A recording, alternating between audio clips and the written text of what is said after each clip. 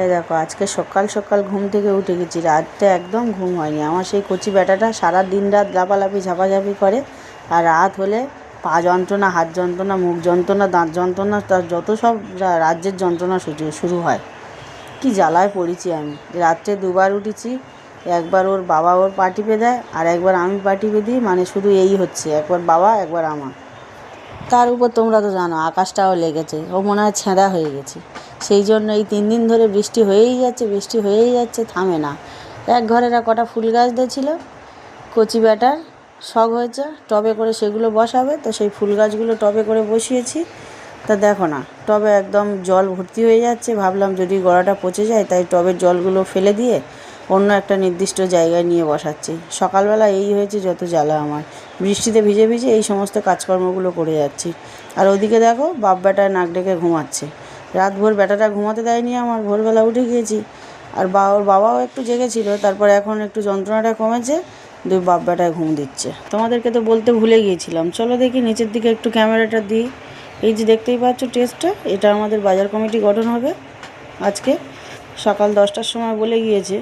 তো এই যে দেখো টেস্টটা পুরো ভিজে যাচ্ছিলো বলে একদম কালো তিরপল দিয়ে ভালো করে বুদ্ধি করে ঢাকা দিয়ে দিয়েছে।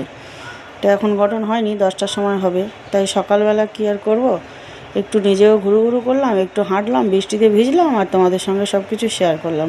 তো চলো দেখিনি আমার রান্নাঘরে। তার আগে দেখো তোমাদেরকে একটা সুন্দর জিনিস দেখাই। এই যে তুলসী গাছগুলো দেখতেই পাচ্ছ, এটা আমাদের মোটামুটি তুলসী মঞ্চ এখন নেওয়া হয়নি, আপাতত এর মধ্যেই তুলসী গাছ বসানো হয়। আর এই যে সাদা সাদা ফুলগুলো দেখতে পাচ্ছ, কী ফুল কিন্তু তোমরা কমেন্টে জানিও, আমি ঠিক একটা জানি না। তো সকালবেলা নিচে এসে দেখলাম সিঁড়িপোটের ওপরে এক গাদা বেগুন পড়ে আছে। গাছে মনে হয় বেগুন হয়েছে, তো গরমের সময় বেগুনগুলো পোকা ধরেছে, তো ভালো হতো না। শ্বশুর নিয়ে এসছে জমি থেকে, এখন বেশ ফ্রেশ, পোকাটা নেই।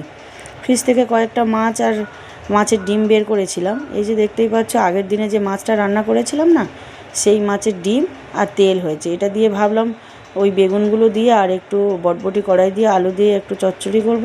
আর এই যে কিছু পরিমাণে চর্বি, এটা ভাবছি আজকে করব না সম্ভবত আজকে করার ইচ্ছে খুব একটা নেই, কালকে করব, ছেলে যেহেতু আসবে। তো চলো আমার উনুন ধারটা তোমাদেরকে দেখাই। এই যে সিঁড়ির নিচে বিড়ির দোকান, তো দেখতেই পাচ্ছ বৃষ্টি এখনও ঝিরিঝিরি করে পড়ছে। উনুন ধারটা একটুখানি ভাবলাম একটু ভালো করে লেপে নিয়ে, আর এই যে বৃষ্টির জলে হাত ধুয়ে নিচ্ছি। ভাবলাম একটু ব্রাশ ট্রাশ করে নেব, নিয়ে একটু গ্রিন টি খেয়ে নিলাম সকাল সকাল। এটা আবার সকাল সকাল না খেলে আমার ঠিক একটা শরীরে এনার্জি পায় না। তো খাচ্ছি, আর ছেলে বাবাকে দুজনকেই ডাকছি, দুজনেই ঘুম দিচ্ছে। ছেলের স্কুল আছে আর ওর বাবার কাজ আছে, তো ডাকছি, কেউ আমাকে পাত্তাই দিচ্ছে না।